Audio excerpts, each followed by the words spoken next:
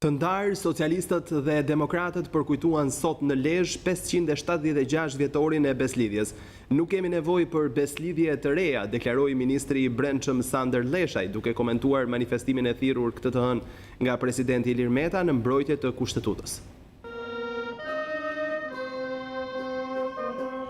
Ashtu si çdo 2 mars, socialistë e demokrat kanë përkujtuar të ndarë 576 vjetorin e beslidhjes së Lezhës. Në ceremoninë e organizuar nga Bashkia Lezhë mori pjesë ministri Sander Leshaj, i cili komentoi manifestin e thirrur nga presidenti Ilir Meta në mbrojtje të kushtetutës. Ministri Leshaj tha se nuk kemi nevojë për beslidhje të reja. Ne si shqiptar nuk kemi nevojë besojmë për beslidhje të reja.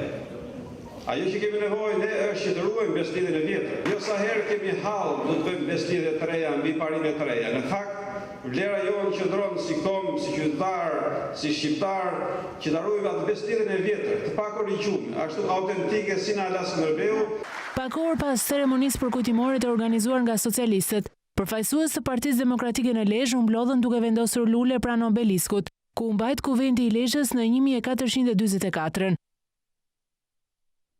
I rikthehemi përsëri informacioneve që kanë të bëjnë me ngjarjen e ndodhur pak minuta më parë në lagjen 14 në Shkozet. Vjen edhe informacioni i policisë, të nderuar shikues, në datën 2/3/2020 rreth orës 18:55 minuta në lagjen numër 14 në shtulla Durrës në rrugën afër tregut Perimeve.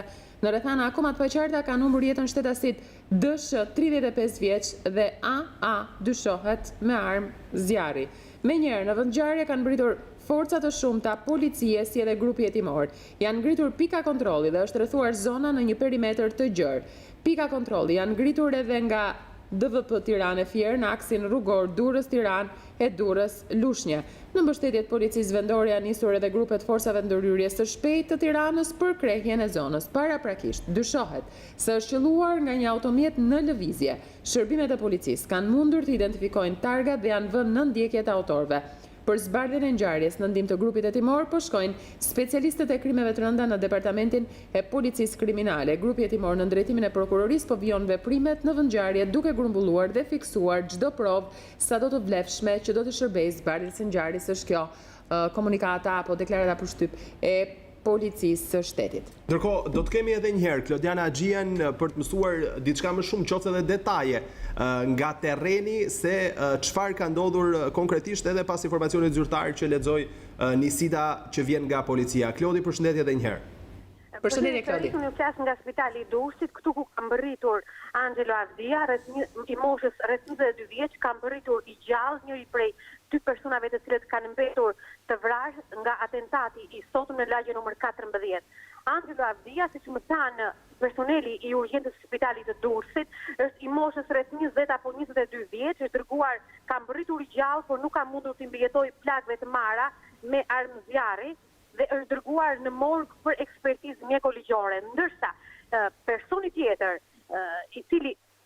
i vrari tjetër, si pasojë këtij atentati është 35 vjeç, i identifikuar nga policia dhe gjendet ende në vendin e ngjarjes, ku po bëhet edhe mbledhja e provave të atentatit të sotëm. Ndërkohë që këtu në urgjencën e spitalit të Durrësit kam mundur të flas dhe të kontaktoj me shokët e Angelo Avdiës, njërit prej të vrarëve të cilët e kanë sjellë këtu.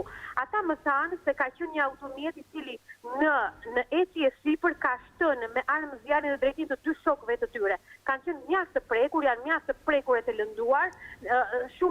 Disa prej djemve të rinj të moshës së tij nuk e besonin se ai tani nuk jeton më dhe gjendet në morg, ndërkohë që janë duke pritur në urgjencën e spitalit të Durrësit së bashku me familjar pranë morgut, për të bërë edhe tërheqjen e trupit i cili më pas do të dërgohet në familjen e personit i cili ka mbetur viktimë e atentatit të sotëm. Ndërkohë që burimet policore kanë bërë me dije se e gjithë zona nga një shtulla deri në Çejakut, por si rrugët dyqësore, ashtu edhe rrugët kryesore, autostrada Durrës-Tiranë, në drejtim të Tiranës, por dhe në drejtim të Kavajës. Rruga që lidh një shtullën, e cila është zona e tregut të Kruta Perimeve, pikërisht të shumicës me zonën e Çejakut, janë ngritur protokollë të shumta, ndërkohë që është identifikuar dhe targa e automjetit e cila ka shtënë në drejtim të 2 të rinjve duke i lënë të vdekur në vend.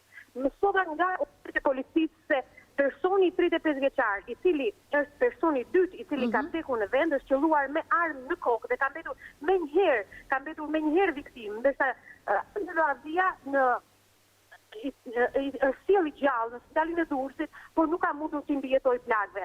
Ndërkohë që këto janë informacionet të fundit që ka mundur të mbledh Edvin.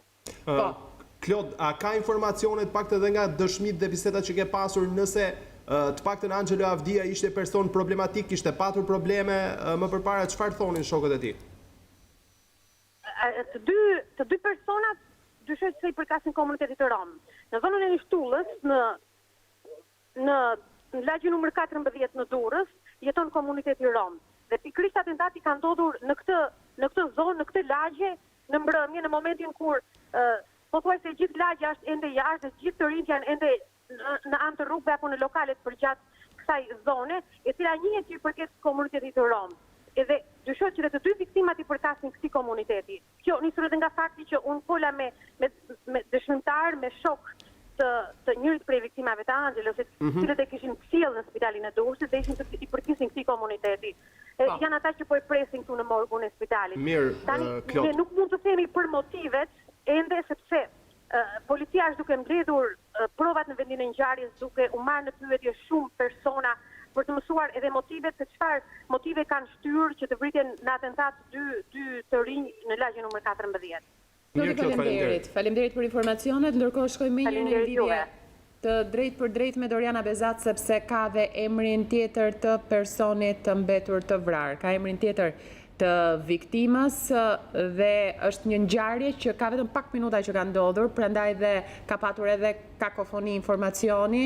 Bëhet fjalë për një të plagosur më parë, por jo, është qartësuar informacioni, bëhet fjalë vetëm për 2 persona që kanë ndruar jetë.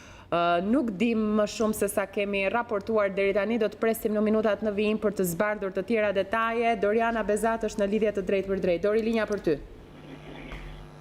Përshëndetje edhe një herë studio, policia ka shkuar në vendin e ngjarjes, ka bërë identifikimin e të 2 personave të cilët humbën jetën te kjo ngjarje e rëndë. Njëri është 35 vjeçari Dorian Shkoza dhe personi tjetër është Angelo Avdia. Për këtë identitet policia po bën verifikime të tjera pasi ka mos përputhje mes dokumentit zyrtar të tij dhe mënyrës si ai i thirrej. Të dy janë persona të cilët i përkasin komunitetin të Rom, kanë qenë pranë lagjes së tyre në vendin ku ka ndodhur ngjarja dhe policia po kërkon edhe në skedën e personave për të gjetur kështu një pistë, për të ngritur kështu një pistë hetimore për të gjetur motivet e kësaj ngjarje të rëndë. Rezultojnë të 2 me precedent penal në postën e vjedhjes dhe njihen nga policia, pra ka informacione se kanë qenë konsumatorë të lëndëve narkotike, por në dijet ende nuk ka informacion nëse ata kanë pasur një konflikt momentet e fundit apo kanë një konflikt të çastit. Kjo nuk është ende e konfirmuar nga policia, ajo po heton për kristalizimin e pistës së parë hetimore. Momentalisht nuk ka informacione për konflikte të hapura të këtyre 2 personave, si që thash, janë personat të cilët edhe për sa i përket të shkuarës së tyre nuk rezultojnë me precedent të rëndë kriminal, pra janë akuzuar, Angelo Avdia është akuzuar për vjedhje në zonën e poshtit, por nuk ka të dhëna të tjera që mund të çojnë në një vrasje që ndodhi kjo e mbrëmjes sotme. Ndërkohë që grupi hetimor i ngritur nga Drejtoria e Përgjithshme e Policisë, po ashtu edhe nga Policia Vendore e Durrësit po punojnë intensivisht për gjetjen e automjetit me të cilin lëvizën autorët, nga pyetja e dëshmitarëve, po ashtu edhe nga kamerat e sigurisë, të cilat po vijojnë edhe në këto momente të sekuestrohen nga ana e policisë, është bërë identifikimi i targës së mjetit dhe i llojit të tij. Ky informacion është shpërndar çdo post bloku të ngritur qoftë në Durrës, ashtu edhe në qytetet në lidhje me të cilët po verifikojnë të gjitha mjetet të cilat lëvizin me shpresë që të kemi një gatje të autorëve në kushtet e flagrancës.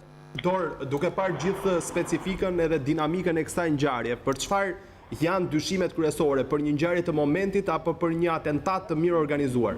Nisur nga dinamika e ngjarjes, dyshimet kryesore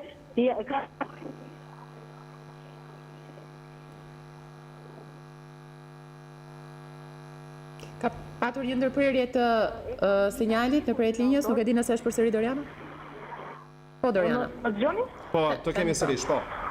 Po, doja të nisur nga dinamika e ngjarjes, fakti që autorët kanë gjurmuar dy viktimat, kanë pritur momentin kur ata kanë dalë në rrugë dhe nga një makinë ecje kanë qelluar në drejtim të tyre, kemi të bëjmë me një atentat të mirëmenduar, por do të jenë më pas hetimet dhe nëse do të ketë fat policia dhe do të punojë si duhet edhe identifikimin e autorëve që do të sjellin më tepër të dhëna rreth kësaj ngjarje të rëndë.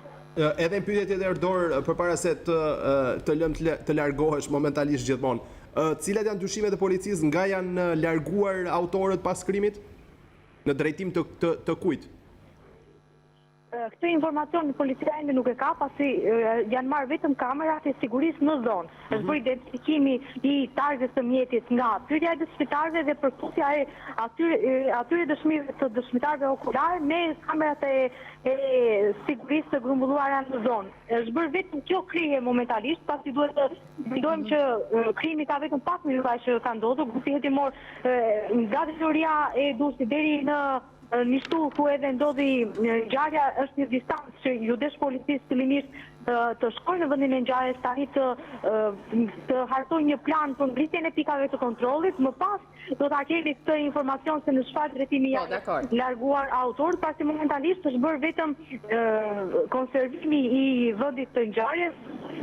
Të kuptojmë. Mirë, Faleminderit Doriana për lidhjen e drejt për drejt, por me sa duket ka një tjetër lajm të fundit, një tjetër zhvillim që duhet ketë lidhje me këtë ngjarje të rëndë. Është gjetur një makinë e djegur disa kilometra më larg. Klement Baçi do të na ndihmojë me informacionin. Klement, përshëndetje.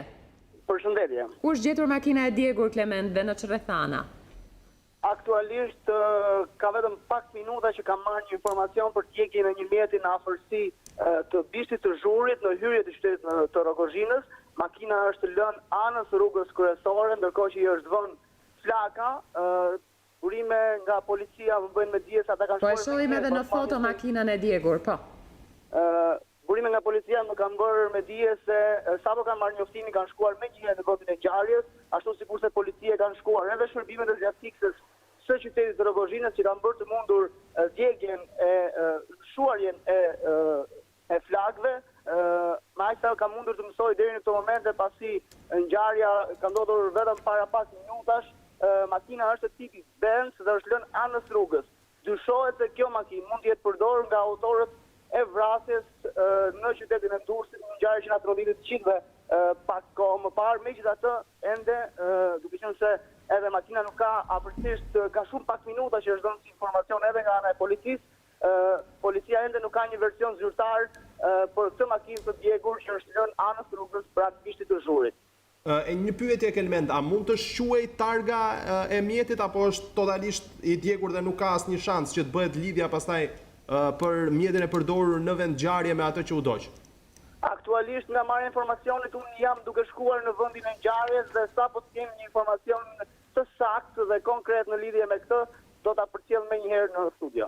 Mirë, faleminderit. Faleminderit Klement për informacionet. Shkëputemi tani.